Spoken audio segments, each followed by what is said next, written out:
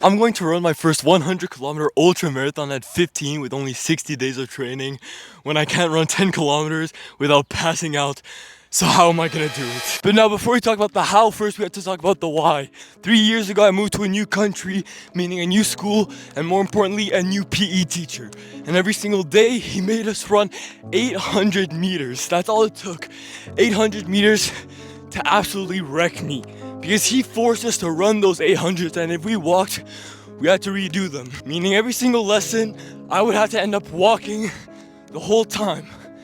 So what I did is, 3 months later, I ran my first marathon. No training, no nothing, just to prove him wrong. A month later, I ran my second marathon. Almost a year after all of that, I'm running my first ultra marathon. But now you're probably thinking, what have I been doing? If my last marathon was over a year ago, have I not been training? Well, the thing is, I have. I've been training for this ultra marathon for almost a year, and the issue is, 3 months ago, I got some of the worst news of my life. I was rushed to the emergencies after the back pain that I was pushing away got too unbearable. And I found out that my spine was dislocated from the amount of pressure I was putting on it. I was training 4 hours a day with a weighted vest, thinking that was gonna give me the training I needed, and it led to me losing everything. So now all I have is 60 days to reach my goal of running this ultra marathon before my birthday. And so now it's time for the plan. Alright, I want to run these 100 kilometers before my 16th birthday or July 17th of this year. Meaning, as of the date of this video, I have around 60 days of training. And I asked ChatGPT, how much should I be training? How much should I run to practice and get ready for these 100 kilometers? And it told me between 300 and 400 in those 60 days. And because I want to challenge myself, and because ChatGPT does not know me, son, we're doing 750 or 75 loops. As you can see here, one loop is 10 kilometers.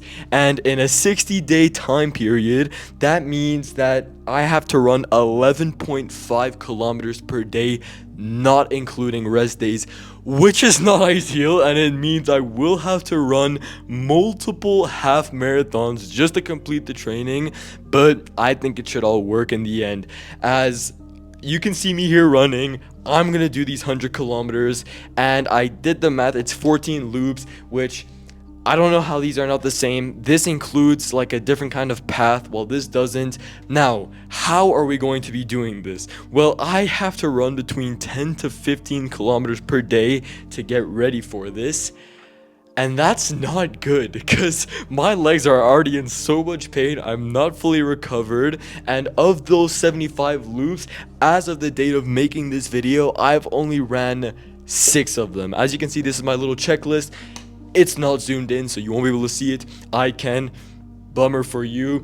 But I still have 69 more loops to go, or 690 kilometers. But that's the entire point of challenging yourself. So to get ready for this, I'm going to have to follow a very strict diet with over 3,000 calories, eating only healthy stuff which will heal me quickly, and having to sleep over 10 hours a day because I just slept 7 hours yesterday working on this, and I turned up like a zombie today. I need 10 hours of sleep or I cannot even function.